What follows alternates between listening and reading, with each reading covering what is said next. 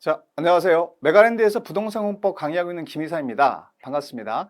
자, 제가 이번 시간에 강의할 내용은 2024년 35회죠. 공인중개사 시험 대비 초보를 위한 부동산 공법 기초 강의입니다. 그래서 제가 강의할 내용은 간단히 세 가지로 좀 정리할 수 있는데, 첫 번째는 개념을 정리하는 겁니다. 개념, 기초적인 개념이죠. 그래서 일단 여기서 말하는 개념은 용어예요, 용어.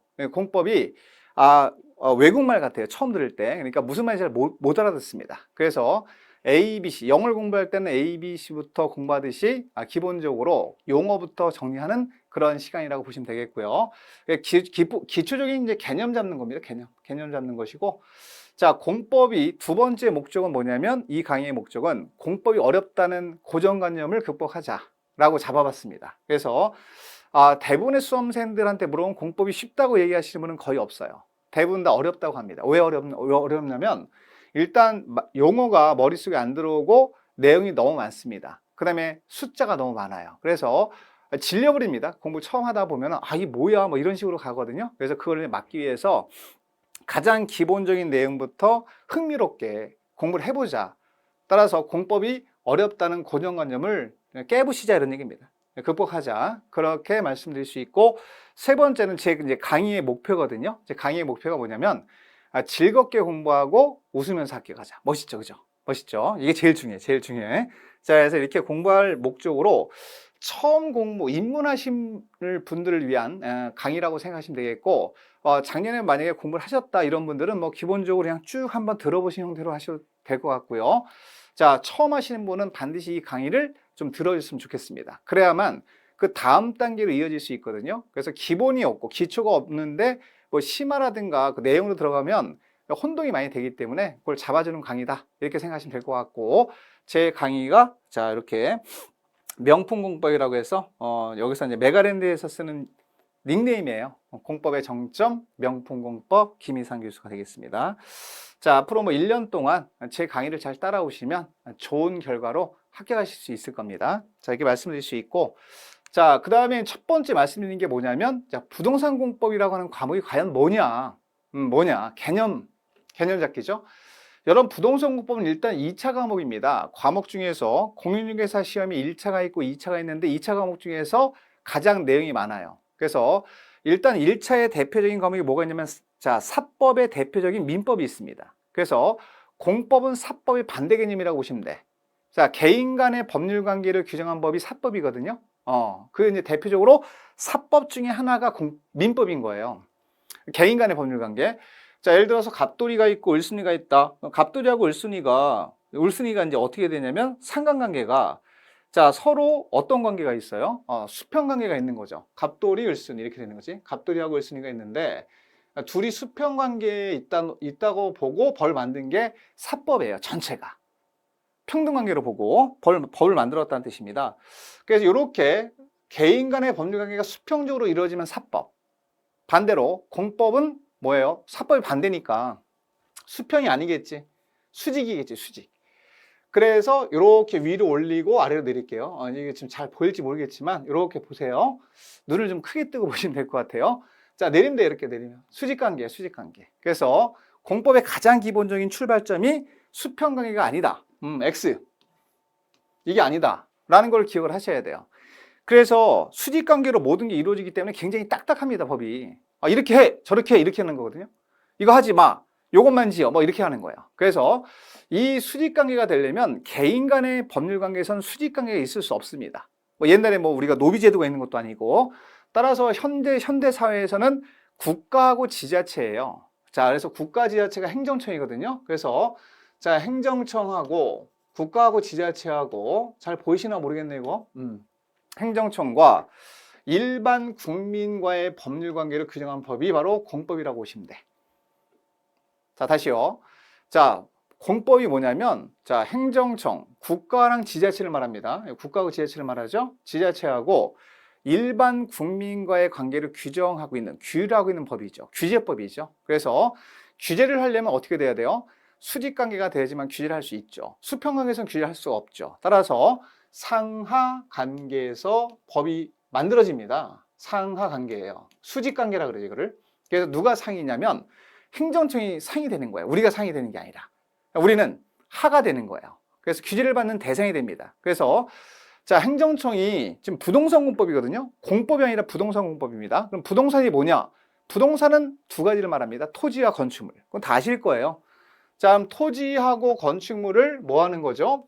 행정청이, 국가의지자체가 개인이 갖고 있는 재산권, 토지 위에 그 건물을 건축할 때는 5층까지만 지어 이렇게 규제하는 거예요.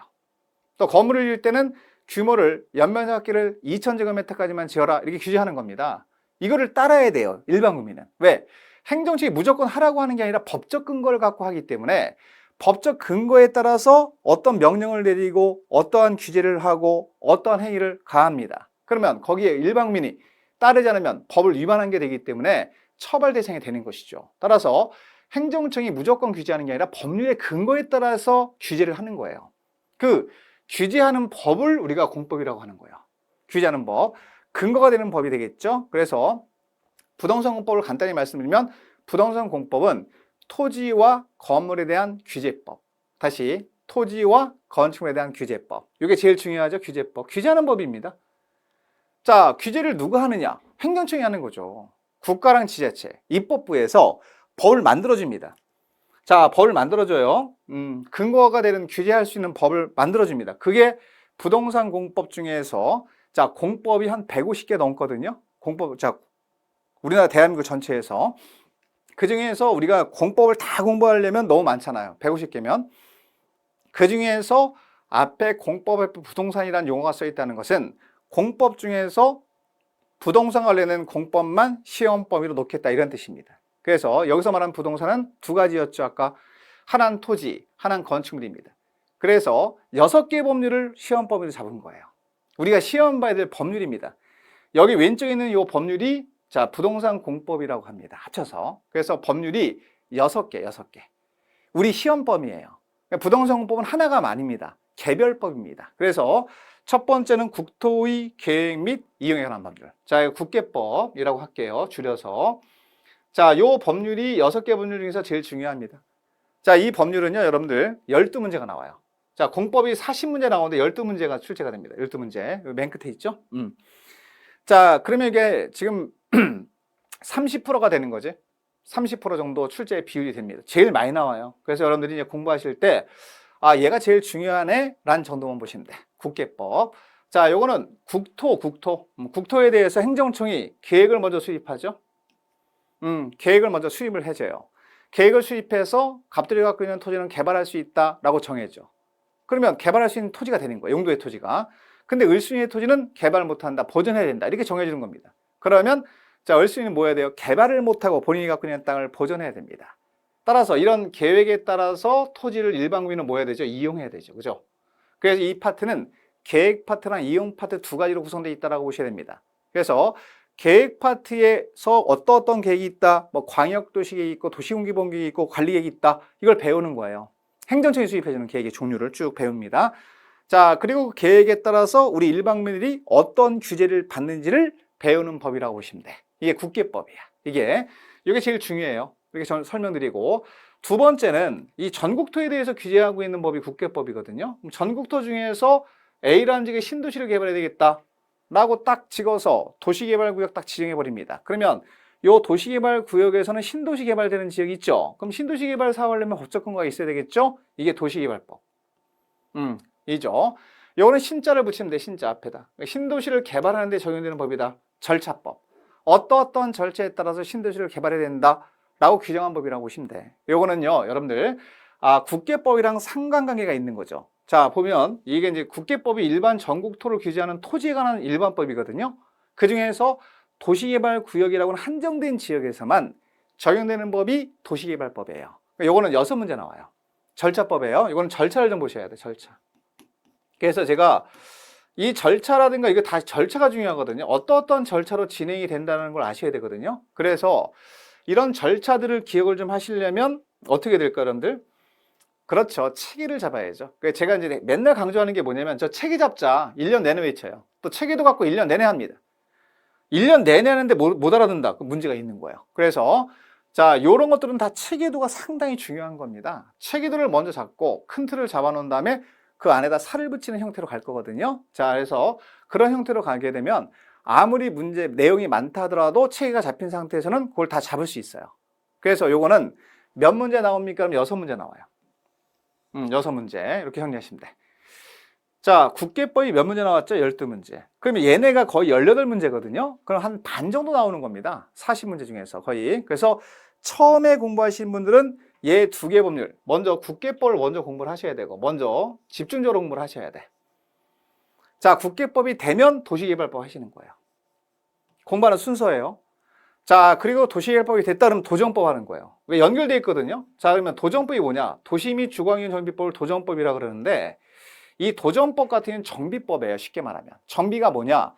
신도시, 도시개발법은 토지를 개발하는 거거든요. 개발이 안 된 논밭을 개발해서 신도시로 개발시키는 거거든요. 그래서 개발이 안 된 땅을, 토지를, 논밭을 싹 밀어버리고 대지로 다 바꾼 다음에 도로 같은 거 딱 설치해서 이렇게 사각형으로 이렇게 딱 만들어서 시가지를 조성하는 거지. 시가지. 또 단지를 만드는 거야. 이렇게.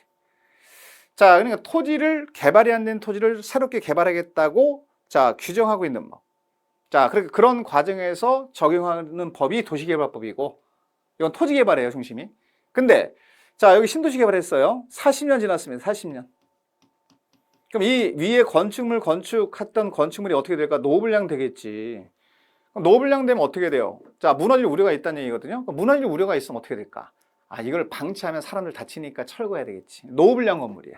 이 건물을 철거하고 새로 짓는 사업을 해야 돼요. 이게 정비사업이에요. 여러분 재개발, 재건축 들어보셨죠? 이 사업입니다. 이게 도정법에서 규정하고 있는 법입니다. 그러면 재개발, 재건축 사업도요, 법적 근거가 있어야 됩니다. 무조건 하는 게 아니에요. 그래서 어떤 형태로 규제를 하고 있는지를 배울 거예요, 우리가. 또 누가 규제하는지도 중요하겠지? 그러니까 우리가 여기서 주인공은 아까도 말씀 잠깐 드렸지만 행정청이 주인공이라는 겁니다. 행정청이 주인공을 자, 잡으셔야 돼요. 행정청이 주인공이에요, 행정청. 국가랑 지자체 중심으로 가야 돼. 그래서 어려운 거예요. 우리가 평상시에 공부를 안 하다가 지금 공인중개사 시험 공부한다라고 하시는 분들 중에서 행정청이 어떤 구조로 되어 있는지 아시는 분이 있어요? 없죠, 거의. 관심도 별로 없었을 거예요. 우리 일반 국민끼리의 관계가 중요하지, 우리들은. 그죠?